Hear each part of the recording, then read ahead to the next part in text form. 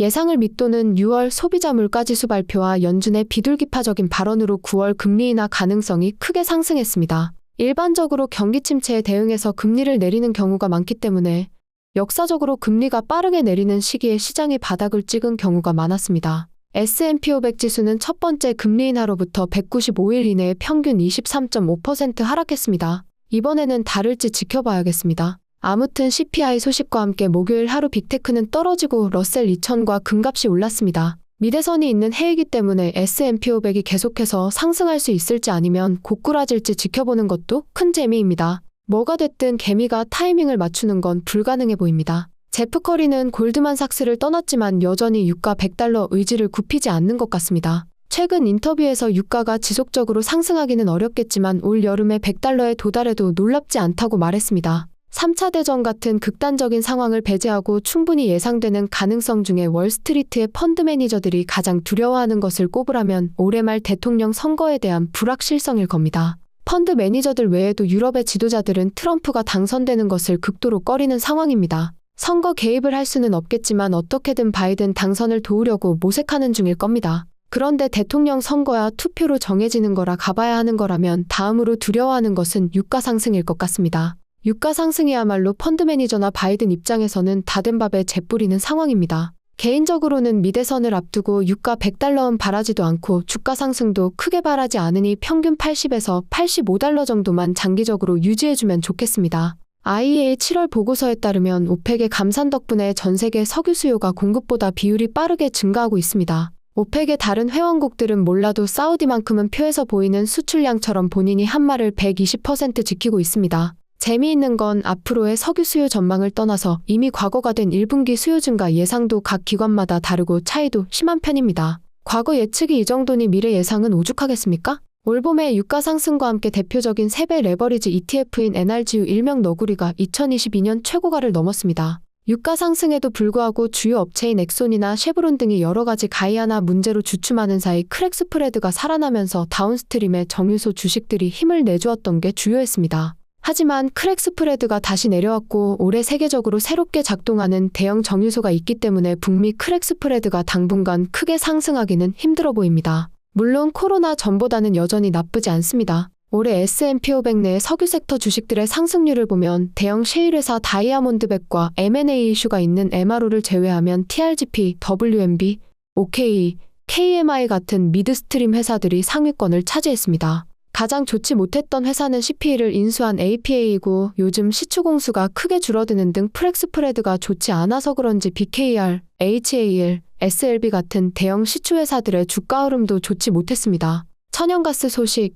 요즘 주가 흐름이 괜찮은 호주의 우드사이드는 대만과 10년간 LNG 공급 계약을 체결했습니다. 가스 가격 하락과 함께 미국 생산자들이 자체 감산에 들어갔던 것과 달리 캐나다는 과잉 생산을 멈추지 않고 있습니다. 가뜩이나 지난 겨울이 꽤 온화해서 천연가스 가격이 폭락했고 저장 시설도 거의 꽉 차고 있지만 LNG 수출 수요가 임박하면서 생산을 멈출 생각이 없는 것 같습니다. LNG 캐나다는 순조롭게 진행되는 중이고 2025년 중순 첫 인도가 예상됩니다. 참고로 LNG 캐나다 사업은 캐나다 천연가스 생산량의 약 10%를 사용할 예정입니다. 그 외에도 캐나다 서부 해안에서 여러 LNG 프로젝트가 진행 중인데 10년 안에 작동될 예정이며 올해만 2,400메가와트의 새로운 가스 발전소 용량이 전력을 생산할 예정이라 수요가 늘어날 거로 예상됩니다. 하지만 앞으로 더 커질 것으로 예상되는 공급 과잉 규모를 고려하면 새로운 수요처가 균형을 이루고 가격을 손익분기점 이상으로 끌어올리는데 얼마나 걸릴지는 불확실합니다. LNG 캐나다 기대감으로 천연가스 생산량이 늘어나고 저장 용량이 부족해지는 일련의 과정들은 결국 미드스트림 TC에너지의 수익성이 개선된다는 걸 의미합니다.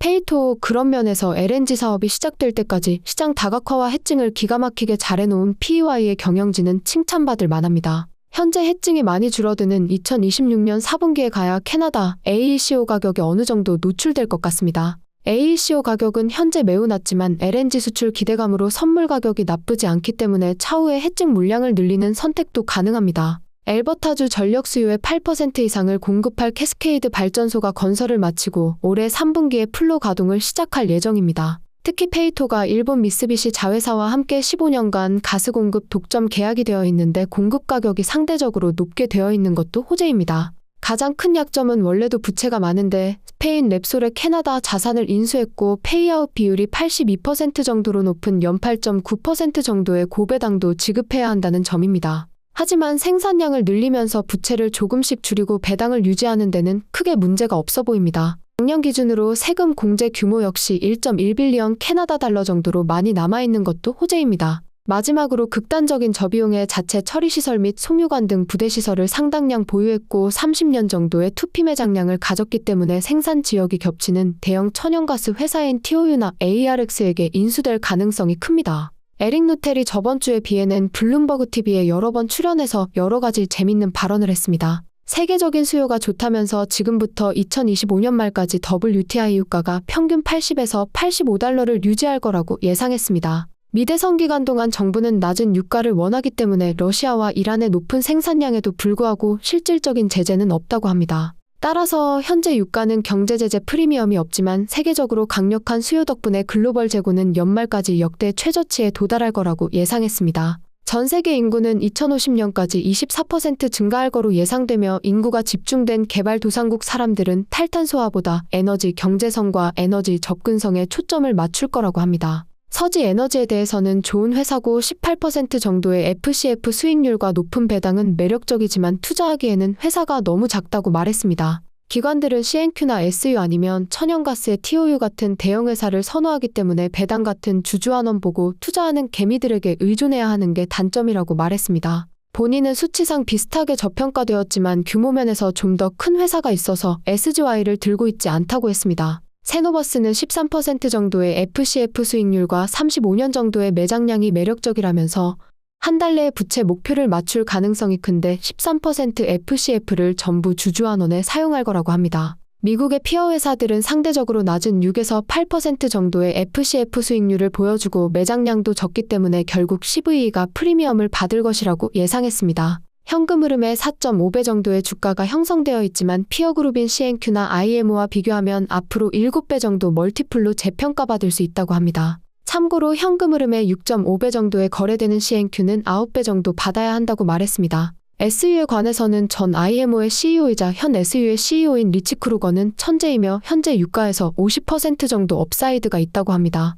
하지만 CVE와 비교해서 CVE가 조금 더 업사이드가 높다고 말했는데 CVE는 본인 펀드의 10% 정도 가지고 있습니다. ATH에 관해서는 전부 팔았다가 조정올 때 포트의 3% 정도 비율로 재구매했습니다. 40년이 넘는 매장량과 부채가 없는 현금 포지션에서 FCF의 100%를 공격적으로 자사주 매입에 사용하는 점이 매력입니다. 목표가는 7캐나다 달러로 30% 정도 업사이드를 보고 있습니다. VRN에 관해서는 본인 포트에 여전히 많이 들고 있고 20년 정도의 매장량으로 재고가 많이 업그레이드된 점과 몬트니와 듀버니에서 최고의 유전을 가지고 있는 게 매력입니다. 비용 절감을 계속하고 있으며 역대 가장 경제적인 유정을 시추 중이라고 합니다. 18% 정도의 FCF 수익률과 현금 흐름의 3.2배 정도의 거래 중입니다. 멀티플이 5배 정도로 상승 여지가 있는데 82% 정도 업사이드를 예상합니다. PEY에 관해서는 본인 인컴펀드가 보유 중이며 올해 생산량의 68% 그리고 내년 생산량의 58%가 높은 가격에 해칭되어 있고